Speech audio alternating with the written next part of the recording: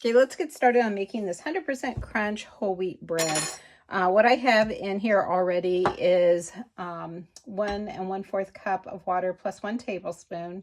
And I've got the 3 cups of flour. And anybody that knows me knows that I am a flour sifter. So I'm going to go ahead and put my dough hook in there.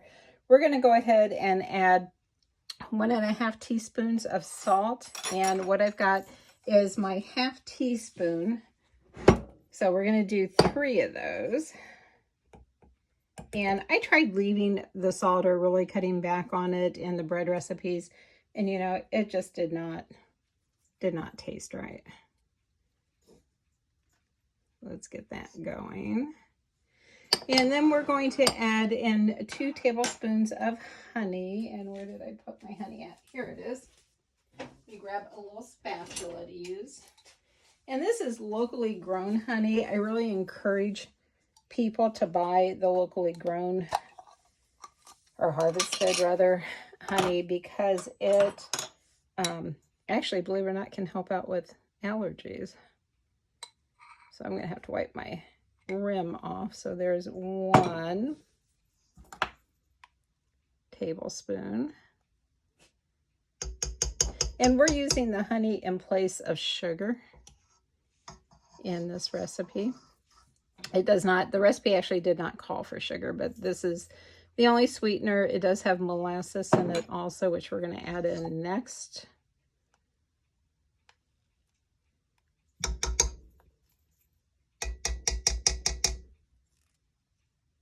This is like the perfect day to be baking bread, although it is really humid around here because it's been raining in so many parts of the country. Although I was out earlier today pulling weeds because, you know, when it rains, it's easier to pull weeds. And put that over there. So we're going to go to the molasses here, and we're going to do 2 tablespoons of it. And for anyone that doesn't know, just a little tip that brown sugar is white sugar made with molasses. So you just put it into a blender or a mixer, food processor, and I'm making a mess. And you just add the molasses as you like. You can go anywhere from light brown sugar to dark brown sugar with it, depending upon the amount of molasses.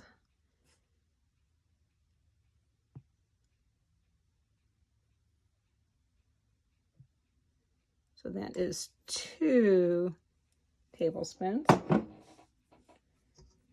And then we're going to do 1 tablespoon of gluten. This all off of here as much as possible. Let's get that good molasses in there. You set this over here to the side.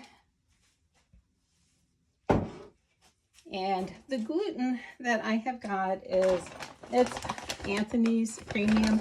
I've never actually bought gluten before. So this is the first time. I've used this a couple of times and it seems to do good. So it is just 1 tablespoon of gluten. This over here to the side. And the reason we add the gluten is because wheat is low in gluten, and this will give it a better texture than if we didn't use it. It is 2 tablespoons of olive oil.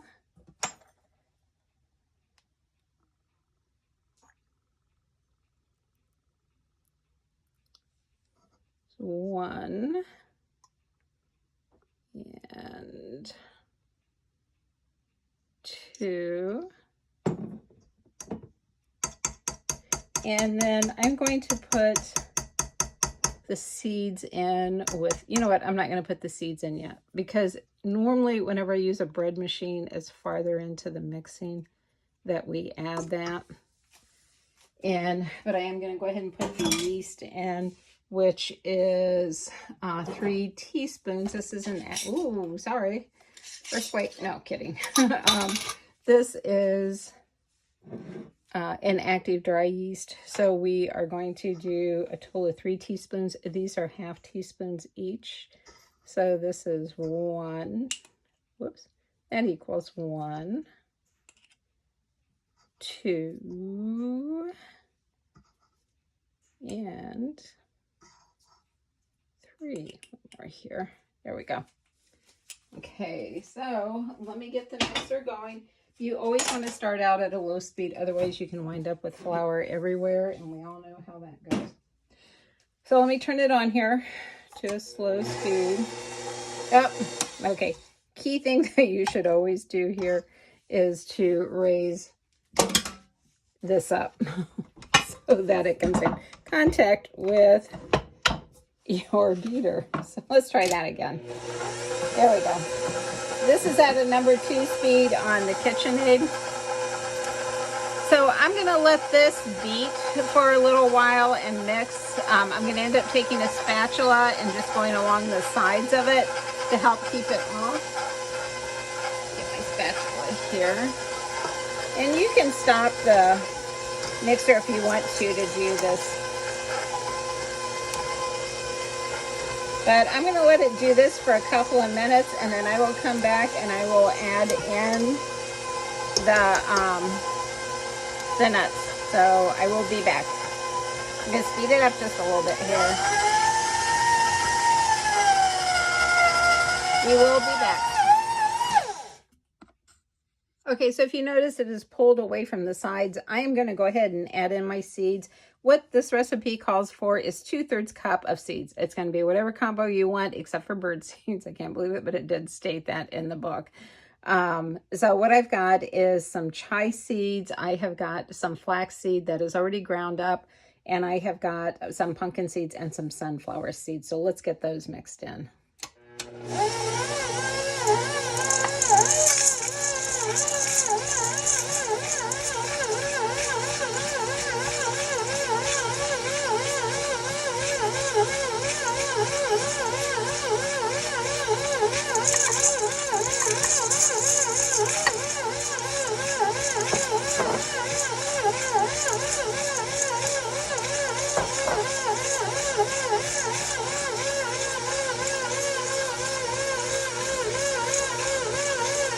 If you notice how it is pulled away from the sides, how clean the sides are, that's what you want. If it was still really sticky and sticking to the sides, or there was dough on the sides, I would add a little bit more flour to it.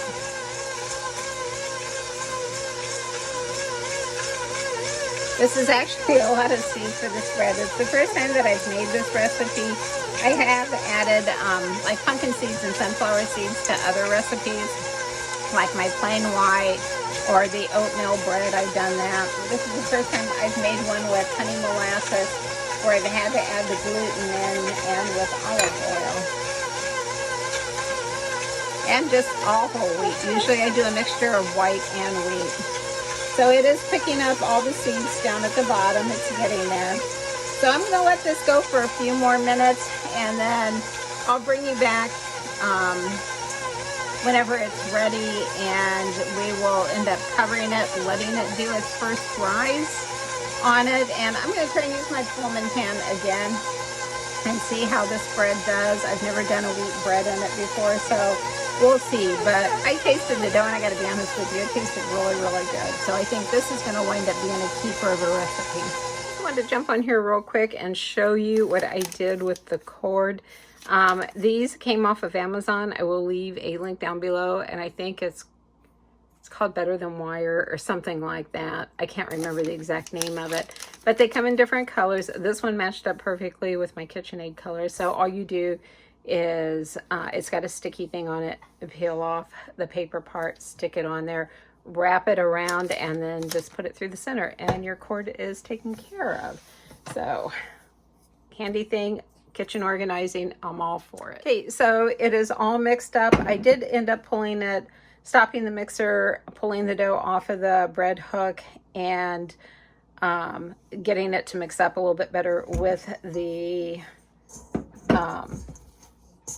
seeds within the dough. So I'm going to take this out a minute, and I am just going to kind of go around the sides a little bit with some oil, and I'm just going to kind of form kind of a ball with this in my hands here. And then you just kind of take it, go around. The reason to put the oil in the pan and on the dough is to make it so that whenever it starts to rise, it doesn't stick and it can rise really evenly and well. So I've done that. What I'm going to put over it, this is a flour sack or a tea towel.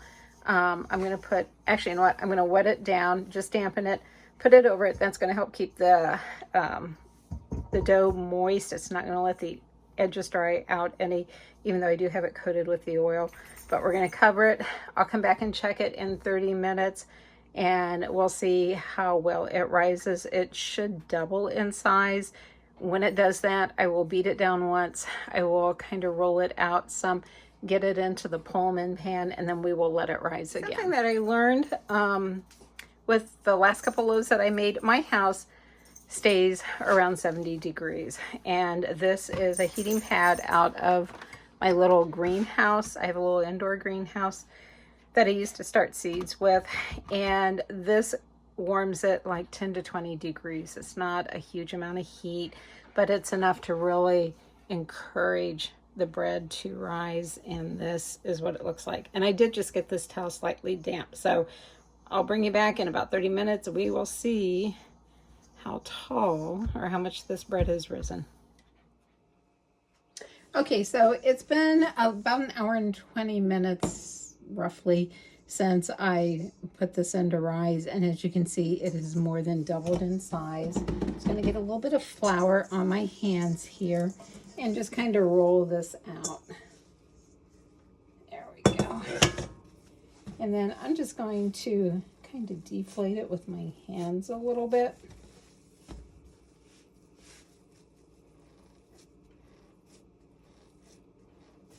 And then what I am going to do, just get this back over here a little bit. And I've got my pan here. I've already got it greased. I've got a spray that it's from Gordon's Foods that I'm trying to use up. So I've already sprayed it. I sprayed the inside of the lid so that the bread doesn't stick to that should it happen to rise that high. And what we're going to do is just kind of roll this out some, and we're going to go kind of gently on it. I'm not putting down too much pressure on it. And we're going to kind of, I want to get it so that it's just a little bit smaller than what the size of that pan is.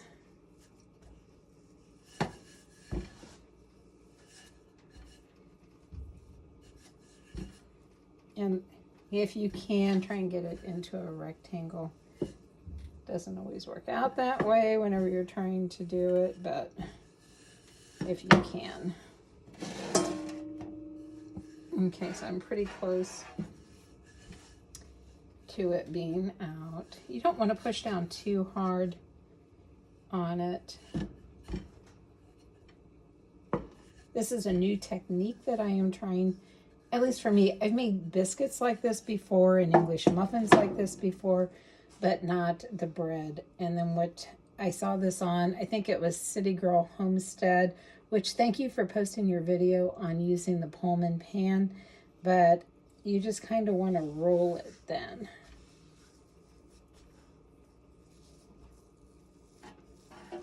And you can just kind of tuck the ends in on it. Get this side around here. And if you have any of these spots in it or slices in this, that's just going to give it some character to it. And you can just kind of pull it out a little bit if you need to. And I'm going to let this rise. I'm going to get this cleaned off and get my heating pad back over here. I'm going to let this rise for about 30 minutes. I'll check it to see how high it is. You want to get it to about an inch, a half an inch from the top, and then put it in the oven. It's 375. I put it on for 35 minutes, and then I'll check it and see. And if you want to get like kind of a golden crust on top of it, you slide the lid off and bake it for like 5 to 10 minutes more. Of course, all this depends upon how your stove does, but let me get the lid on it here, and then I will get my heating pad over here and set it on it, because it is exactly 70 degrees in my house. I've got the heat turned off, hopefully for the year. You know what? I just did this backwards. I should have realized that. it goes on this way. You got the little handle that you pull and slide it on. Okay, so let me get this cleaned up. I'll get the heating pad on it, and I'll set my timer for 30 minutes. If it needs to be longer than that, I'll reset the timer, but I'll bring you back and let you know how long it took for it to rise. Okay, so my bread is done, and after I put it in the Pullman pan, I realized I didn't tweak the recipe so that it would be enough to fill this pan. It does look really yummy. It is still really warm, so I am going to let it set for about 5 minutes, and then I will see about getting that out. But you can see the little seeds that are on top, the sunflower seeds and the pumpkin seeds. I'm going to let it cool all the way. That keeps the interior center of it from getting so doughy if you let it cool all the way before you slice it. But we'll give it a try. Okay, so the bread has cooled off, and I'm going to give it a good slice here. I think if I make it again, if I want to try and do it in the square shaped Pullman pan, I'll either increase the recipe, of course, or I will use my smaller pan for it. But this would be perfect in just my regular baking pan. But I want you to take a look here at it. It's got a really good crumb to it. You can see all the seeds. I was a little concerned about putting the sesame, or not sesame, the pumpkin seeds in whole because they were so big. But whenever you slice the bread, you cut right through it, so it just breaks it down. So let me grab some butter and we will give this a try. Okay, so let's get the butter spread on it. I did put this up in the microwave just to warm it up a little bit so that the butter would spread easier, because I did not get it out of the refrigerator and let it soften up. So let's give it a try. It's really good. It's got you can taste the honey and the molasses in it, but it's not overpowering. And I am not a huge wheat bread fan, but I do like this. And it does have crunch to it. So this would be great to make grilled cheese sandwiches on. Actually, the tuna salad that I make or the chicken salad that I make would be great with this. And I actually like this size because it's more like a slider size. I don't like the bigger size of slices. Technically I don't. I mean, I do obviously make them bigger, but I like it because you don't get as much bread with it. And I try and eat a majority of other things like fruit or veggies with my meals. So this is good. This is a keeper, folks. I hope you will give it a try. If you do, just let me know in the comments how you liked it. Finished bread made a great, actually an awesome grilled cheese and ham sandwich. Went great with the tomato soup.